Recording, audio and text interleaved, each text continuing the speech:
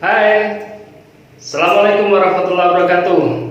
Salam pengusaha, tetap semangat meski kondisi ekonomi lagi lesu darah, dan tetap semangat terus belajar.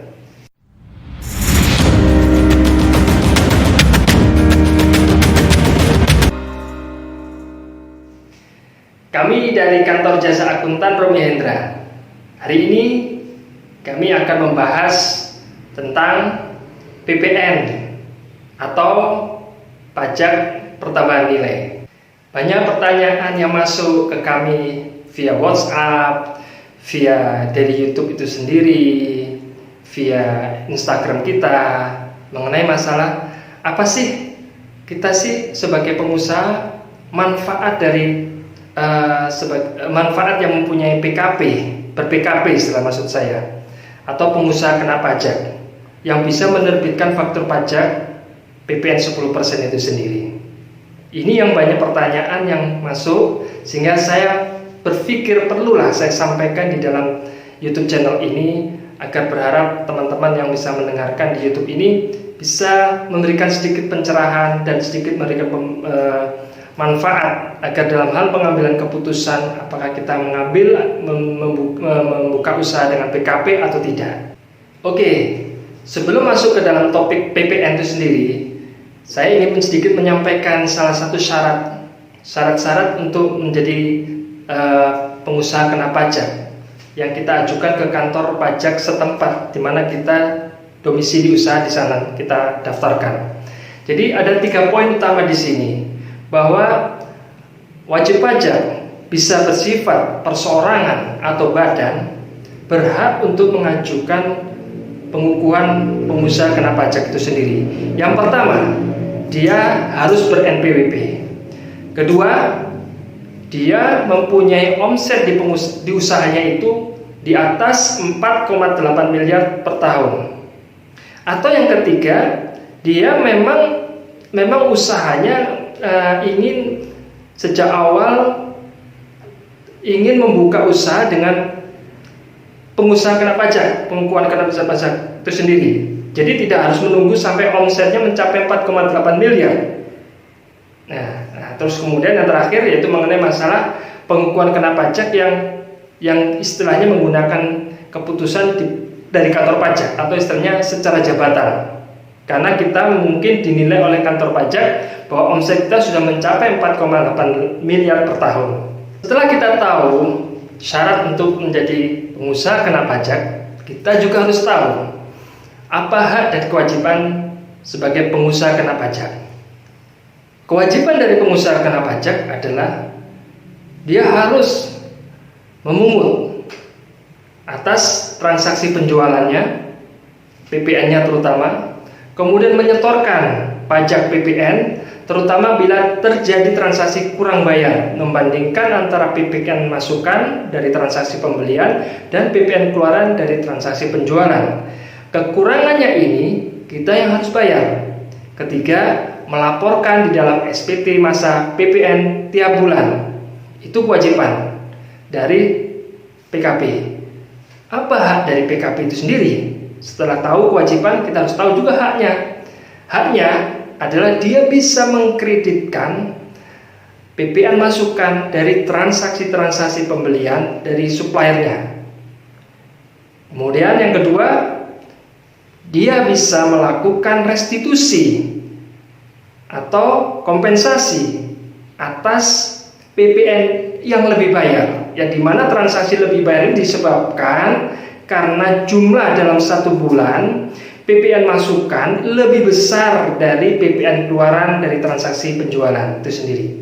Untuk pengajuan menjadi seorang pengusaha kena pajak yang mana diajukan ke kantor pajak itu sendiri, sebelum kita memutuskan apakah kita mau mengajukan menjadi PKP, kita harus tahu dulu apa manfaatnya, apa keuntungannya, dan apa kerugiannya itu sendiri kalau seandainya kita memilih untuk menjadi pengusaha kena pajak. Setelah kita tahu syaratnya menjadi PKP, kedua hak dan kewajiban dari PKP itu sendiri, sekarang kita yang membahas lebih utama di sini, yang penting ini dari poin topik hari ini, yaitu mengenai masalah keuntungan dan kerugian kalau kita ber-PKP itu sendiri. Oke, kita bahas satu persatu. Pertama, keuntungan. Keuntungan seandainya kalau kita ber-PKP, bahwa kita sebagai pengusaha kena pajak dinilai oleh rekanan kita, supplier kita, customer kita, bahkan pihak kantor pajak pun menilai bahwa kita ini perusahaan yang bisa dikatakan perusahaan cukup besar, terutama dalam hal masalah tertib administrasinya, patuh terhadap pajak, dan dia dianggap seperti perusahaan yang cukup rapi dalam hal pembinaan administrasinya itu sendiri.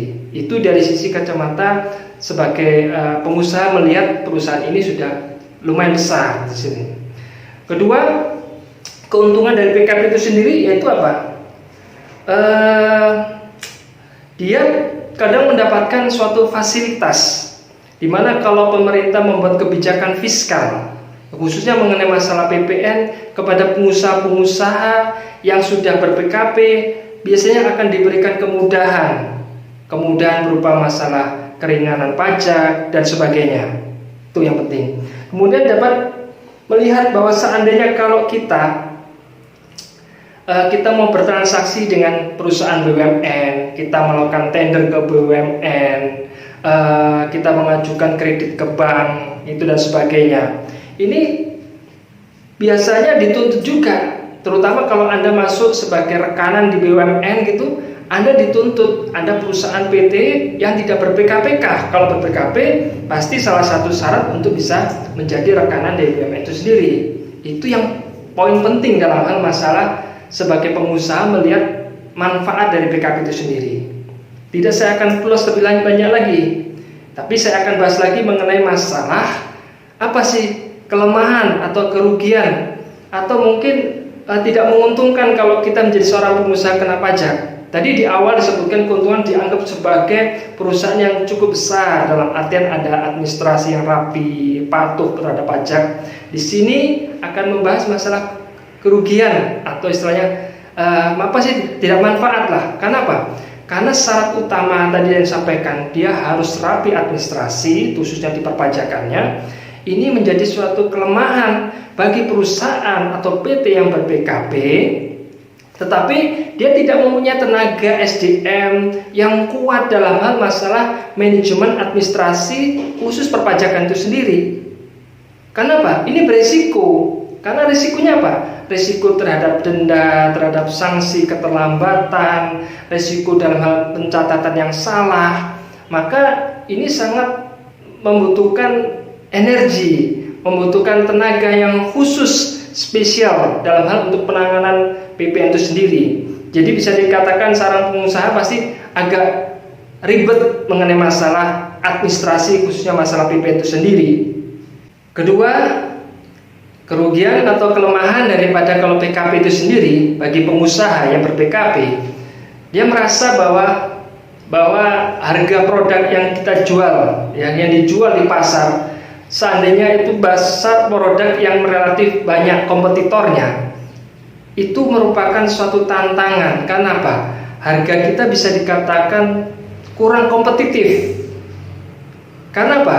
Harga yang kita jual adalah harga plus termasuk PPN 10%. Daya saingnya akhirnya berkurang. Makanya ini harus dipertimbangkan betul, apakah produk ataukah perusahaan ini yang mau menjual di pasar, apakah perlu kita ber-PKP, sehingga nanti kita tidak salah mengambil keputusan. Itu yang penting dalam hal penyusunan dalam pelaporan, khususnya kalau kita menjadi seorang pengusaha kena pajak. Kembali lagi kepada kita sebagai pengusaha, apakah kita mau ber-PKP atau tidak. Tetapi dengan adanya kalau kita menjadi pengusaha yang ber-PKP, pada prinsipnya kita akan bisa menaikkan kelas kita. Ke depan kita tidak tahu, kita selalu optimis, pasti akan mendapatkan yang jauh lebih baik, target yang lebih maksimal dan optimal itu sendiri. Itu yang penting dalam pembuatan penyusunan target bagi perusahaan itu sendiri, bahwa PKP sebenarnya bagus asal dengan syarat kita harus tertib dan kuat administrasi, khususnya di dalam masalah manajemen di perpajakan itu sendiri. So, demikian apa yang bisa saya sampaikan mengenai masalah manfaat PKP bagi para pengusaha untuk melihat tantangan bisnis ke depannya, produk dan perusahaan itu sendiri. Saya harap teman-teman yang bisa melihat YouTube channel kami, kalau bermanfaat silahkan like and subscribe, beri komentar dan share ke teman-teman yang saat ini lagi membutuhkan, terutama pengusaha muda atau startup dalam hal pengambilan keputusan ke depannya. Terima kasih. Assalamualaikum warahmatullahi wabarakatuh. Salam pengusaha sukses.